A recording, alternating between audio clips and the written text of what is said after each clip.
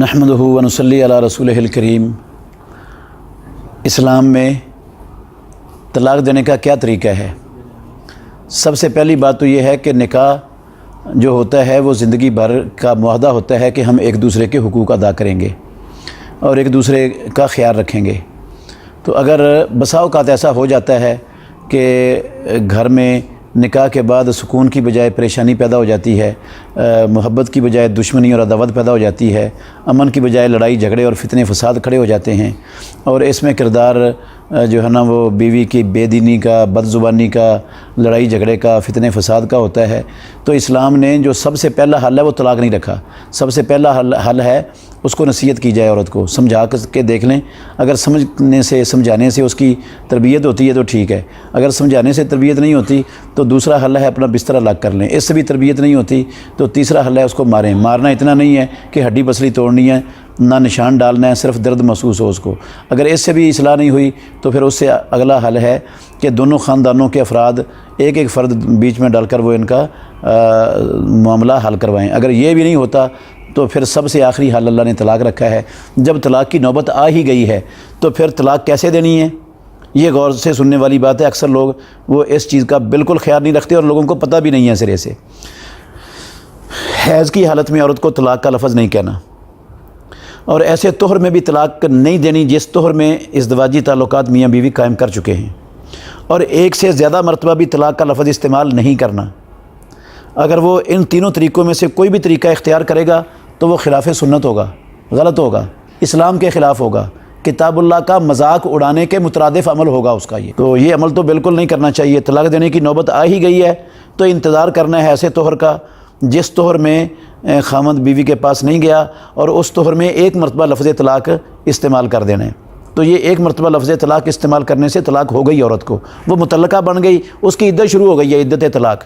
अब 3 हैज़ उसकी इद्दत है। अगर हामिला है तो वज़ह हमल इद्दत है, और अगर हामिला भी नहीं है, हैज़ वाली भी नहीं है, हैज़ आता ही नहीं, उसको उम्र गुज़र चुकी है, तो फिर उसकी इद्दत 3 माह है।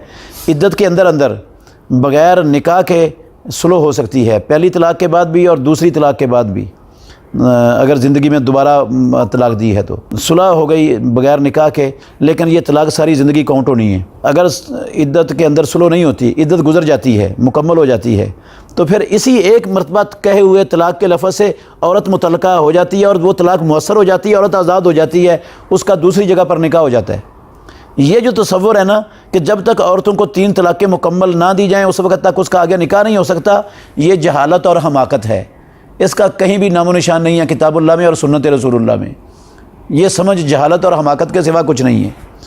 तो इस्लाम में तलाक़ है ही एक, और एक तलाक़ से ही औरत दूसरे खामद के लिए हलाल हो जाती है जब इद्दत उसकी मुकम्मल हो जाती है। तो जो 3 तलाक़ें हैं उसकी सूरत ये है कि ज़िंदगी में एक मरतबा तलाक़ दी और फिर सुलह हो गई, या इद्दत के बाद दोनों का निकाह हो गया, ये एक तलाक़ सारी ज़िंदगी काउंट होनी है।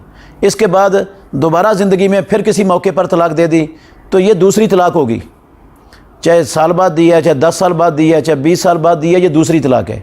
इस दूसरी तलाक़ के बाद भी अल्लाह ने सुलह की इजाज़त दी है। सूरह बकरा की आयत नंबर 229 में अल्लाह ताला ने फरमाया है, अत्तलाक़ु मर्रतान फ़इम्साकुन बिमारूफ़िन और तसरीहुन बिइहसान।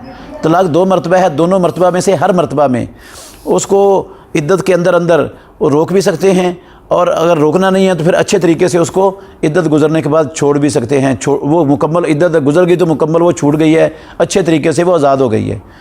तो 2 मरतबा ऐसा हो सकता है ज़िंदगी में। फ़इन तल्लक़हा, अगर वो 2 मरतबा रुजू कर चुका है फिर तीसरी मरतबा तलाक़ देता है ज़िंदगी में, तो वो तीसरी तलाक़ है। उसके बाद वो औरत इस पर हलाल नहीं रहती, हराम हो जाती है, और फिर इन दोनों का ना रुजू हो सकता है ना निकाह हो सकता है।